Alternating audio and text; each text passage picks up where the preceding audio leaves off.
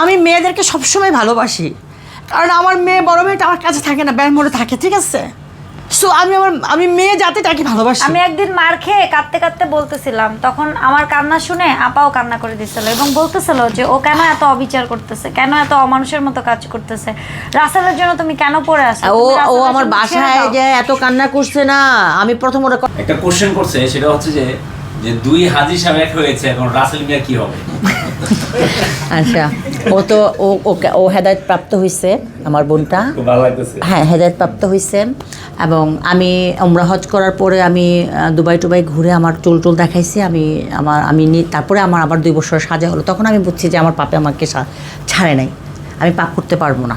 তখন আমি আবার বড় হজ করে আমি হিজাব ধরেছি। বাবা এটাও বলো, আমি উমরা করাইতে চাইছিলাম। হ্যাঁ, আমি বলছি তুমি টাকা জমায়া দুজনে মিলে তোমরা হজে আমি যাও। উমরা করাইতে কমেন্ট চাইছি। যারা করে প্রশ্ন করলাম, উমরা করাইতে চাইছি কিন্তু সে উমরা ও তো আমার সাথে অনেক রাত্রে ঘুমাইছে, কষ্টের কথা বলছে, কিন্তু ও মানে সারাদিন ওর কষ্টের কথা শুনতে শুনতে আমি অসুস্থ হয়ে গেছি সত্যিকার অর্থে। একদম আপন ছয়ের আপন ঘর, ওর কষ্টের কথা শুনতে শুনতে নিতে আমি নিজে অসুস্থ হয়ে গেছি। ওর ঘটনার আগে কিন্তু আমি অসুস্থ ছিলাম না, একদম আজকে লাইভে বলতেছে ওর ঘটনার আগে কিন্তু আমি অসুস্থ করছে। বিয়ের পরে ও আমাকে টাকা পয়সা দেয় না। আমি ভাই প্রতিদিন বাবার ওষুধ, বাচ্চার পরিশ্রম দুধ করে। এবং প্রতিদিন লাইভের পারিশ্রমিক মিলিয়ে মাস শেষে যতটুকু আয় তার ঠিক সমমান ব্যয়। ওর কিন্তু একটা ফ্ল্যাটও আছে না? এগুলা আছে সব কিছু কোচায়। আচ্ছা, যাই হোক, আমি বলি আমি চাই ও দাঁড়া, এখন আমার বাবা মার বাড়ি আছে, ওই বাড়ি কি আমি রাসেল মিয়াকে লিখে দিব? না, সেটা বলি এখানে অনেকে এটা আমাদের প্রশ্ন, পৈতৃক সম্পত্তি এখন রাসেল মিয়াকে লিখে দিব আমি, নাকি আমার গয়না বেচে সব দিয়ে দিব? অলরেডি তো দিছি। ঠিক আছে আমার এখন সিনেমা হওয়ার পরে আমাকে এফডিসি থেকে শত ফোন আসছে যে আপনি এটা কী করেন, ওকে কেন নায়ক বানাইছেন। আমি বলছি এটা কেন হলো আমি জানি না, আমি বারবার বলছি ডিরেক্টর আমাকে চোখে ধোলাসা করছে। আজকে আমি ডিরেক্টর অনেক বলছি যে আপনি কিন্তু অন্যায় করছেন, আমি কিছু বলবো না যেহেতু ছবি হয়ে গেছে, ডাবিং বাকি শুধু। আপনাকে আমি বারবার বলছি যে ওকে তো মেইন নায়ক চরিত্রদের ছবি চলবে না, বারবার বলছি আপনাকে। তো যাই হোক, আল্লাহ পাক যা করে, আমার টাকা দিতে হবে সোজা কথা। আমি যদি বেঁচে থাকি আমার টাকা দিবে। টাকা না দিলে কি আপনি মামলা করবেন? তা তো অবশ্যই 100%। শেষ করে রাসেল মিয়ার কি হবে? বলবে আপনি যদি ওনাকে ভালোবাসেন, এটা কয়েকবার বলছে বর্ষা ভাই। এটা আমি সবার সামনে ও মানে ও তো একটা মেয়ে, আমার তো 2টা মেয়ে আছে। আমি একদম আমার 2টা মেয়ের চেয়ে বেশি আমার ছেলের বউকে ভালোবাসি। পৃথিবী জানুক না জানুক আল্লাহ পাক জানে, আমার 2টা মেয়ের চেয়ে আমি আমার ছেলের বউকে বেশি ভালোবাসি, ঠিক আছে? তখন বকা দিলাম যে বাল ছিটতে তুমি সংসার করতে তুমি ছেড়ে দিতে পারো না, এত ভালোবাসার দরকারটা কি? ওকে বকা টকা দিয়ে পরে ও বকে জড়া আমার মানে খুব খারাপ লাগলো যে একটা মেয়ে মানুষ ভালোবাসা। ওর আগের ছবি যেগুলো আমি মাঝে মাঝে দেখি এখন, মানে আমার একটা মায়া হয়ে গেছে ওর প্রতি। আমি ওর ফেসবুকে জীবনে ঢুকি নাই, কিন্তু ইদানিং ঢুকতেছি।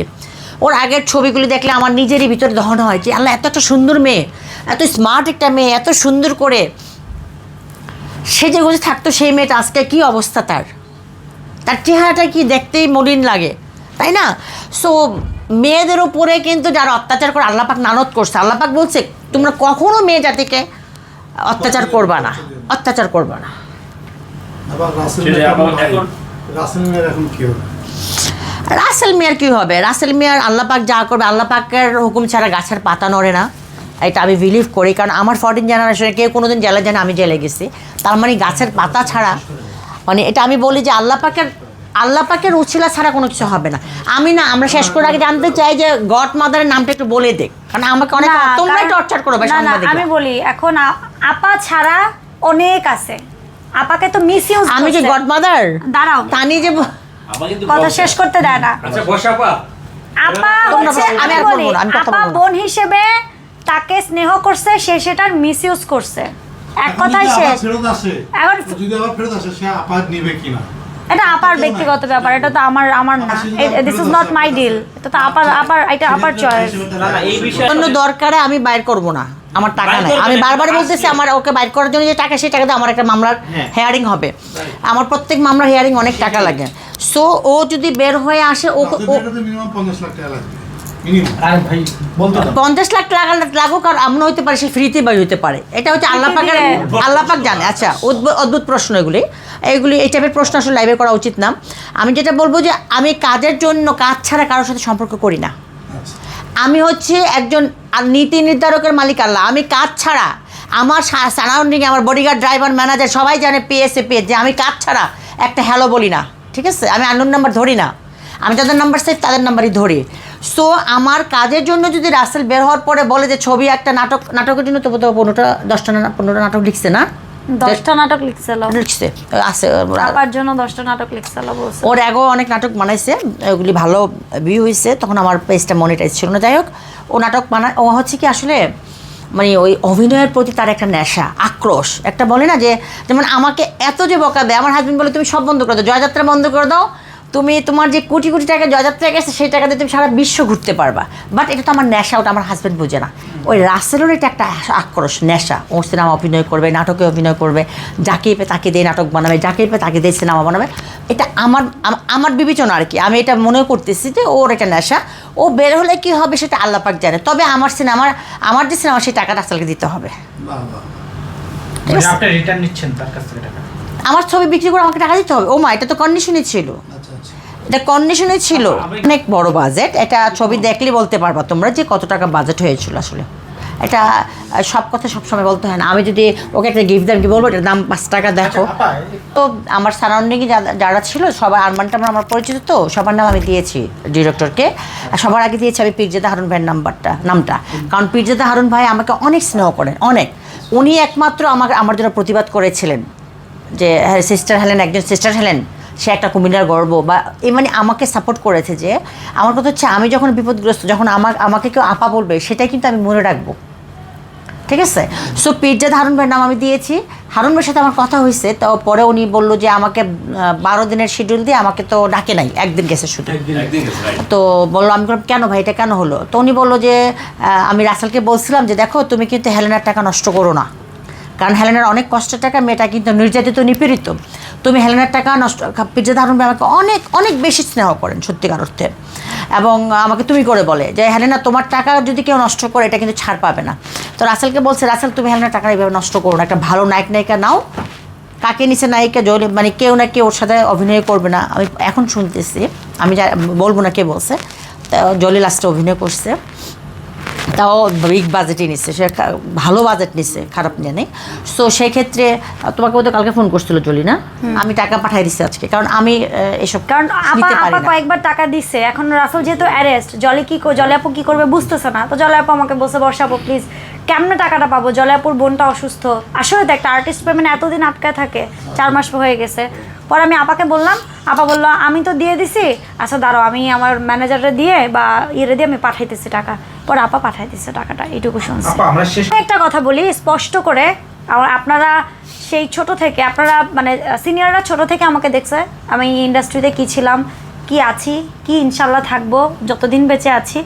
কিন্তু রাসেল মিয়া চলচ্চিত্রের নেশায় কেউ প্রতারণা করবে এটা কিন্তু হতে পারে না, কেউ ক্রিমিনালি করবে এটা হইতে পারে না।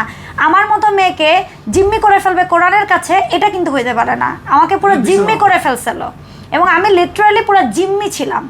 আমার কষ্টে আমি চিৎকার করে কাঁদছি, ওই জায়নামাজে পড়ে চিৎকার করে কাঁদছি, এবং আমি চিৎকার করে কাঁদছি শুধু আপাকে ভয়েস মেসেজ দিয়ে অথবা কল দিয়ে, কারণ আমার হাতে ও কোনো অপশন রাখে নাই, আমি কারোর সাথে যোগাযোগ করতে পারবো না। এই যে প্রতারণার ফেতে শিল্পী হওয়ার যে ধান্দা, এটা যেন না হয় এই আমাদের ইন্ডাস্ট্রিতে, এক। আর দ্বিতীয় হচ্ছে, স্পষ্ট করে বলছি, রাসেল মিয়া বের হওয়ার পরে এই সিনেমার জন্য আমি আপাকেও বলছি যে এই সিনেমার জন্য প্রমোশনে যা লাগে আমি করবো, তুমি টেনশন করো না, ডাবিং অন্যকে দিয়ে করাও। কিন্তু এই রাসেল মিয়া যে কিনা আপার নাম বিক্রি করে, আপাকে আমি শ্রদ্ধা করি, আমার দ্বারা তার কখনো কোনো ক্ষতি হবে না।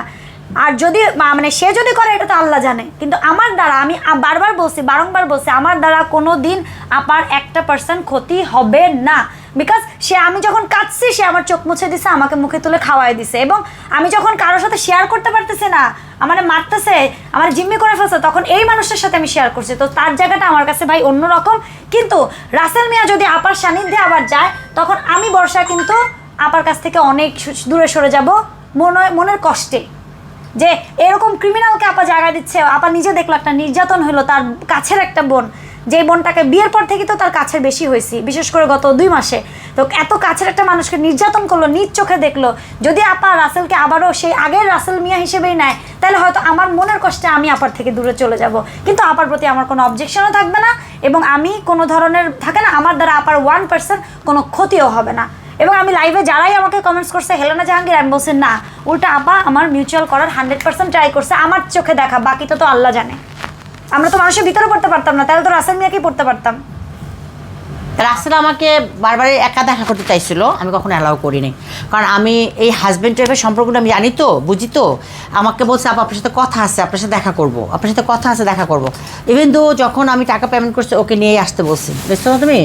তোমার সামনে তো রাখে গেল যে 2বারই তো গেছে। না, একবার যাই নাই, দুইবার একবার গেছে। বাসায় গেছে একবার, আরেকবার হচ্ছে ইয়াতে ওই যে তুমি আমাকে আংটি দিলা, ওই দিন তো একটা পেমেন্ট করলা সিনেমার, আরেকটা পেমেন্ট যেদিন করছো ওই দিন দেশের আন্দোলন ছিল, ও একা গেল, আমি গেলাম না। রাকিবারও গেছে, তো যাই হোক আমি ওকে অ্যালাউ করি নাই। এবং রাকিবের সামনে যেহেতু উনি একজন ডিরেক্টর, ওনার সামনে কোনো সব কথা বলি নাই, আমি বলতে চাইছিলাম, আমাকে ইশারা দিচ্ছে। আমি কারো পক্ষে না ভাই, ও আমাকে বোন ডাকে, রাসেল আমাকে বোন ডাকে, আমি ন্যায়ের পক্ষে কাজ করবো, সবসময় ন্যায়ের পক্ষে বলেছি, ন্যায়ের পক্ষেই থাকবো। আমি বারবারই বলছি, আমাকে বিয়েতে দাওয়াত দিচ্ছে, আমি আসছি। বিয়েতে দাওয়াত দিয়ে যদি কেউ রাসেল মিয়া যদি আমার সাথে অন্যায় করে, নো নো নো নো, ও আমার সাথে অন্যায় করে, ও অন্যায় করছে ওর সাথে, ওকে মাপতে হবে, আমার কাছে মাপতে আর কিছু নাই। তো আমি রাসেল মিয়াকে তো জায়গা দিব না।